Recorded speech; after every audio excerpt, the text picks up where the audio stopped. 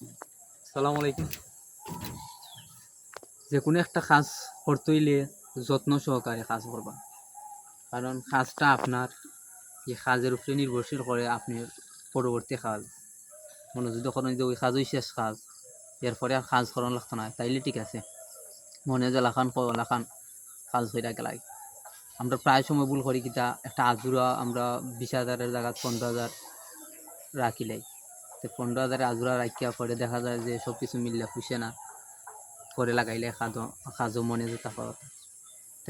আজুরা যখন মাতিই লিছুন 5,000 যখন লস হয়ে গেছে, ওই কাজটার নষ্ট করে সুন্দর করে তুই যায়, কারণ ওই কাজটা যদি আপনার নষ্ট হয় পরিবর্তে কাজ পাওয়ার সমস্যা হইব।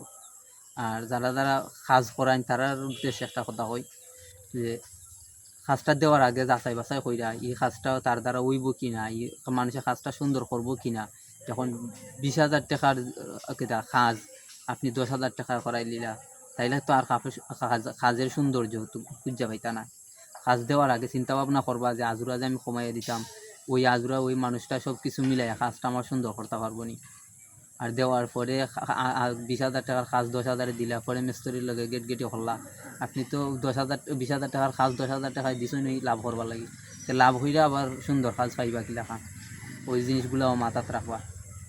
আর যারা যারা কাজ করো রাখার আগে চিন্তা করবা যে ওই কাজটা সুন্দর এবং সুষ্ঠুভাবে সম্পূর্ণ করণ যাইব না, যদি করণ যায় তাইলে তো আলহামদুলিল্লাহ।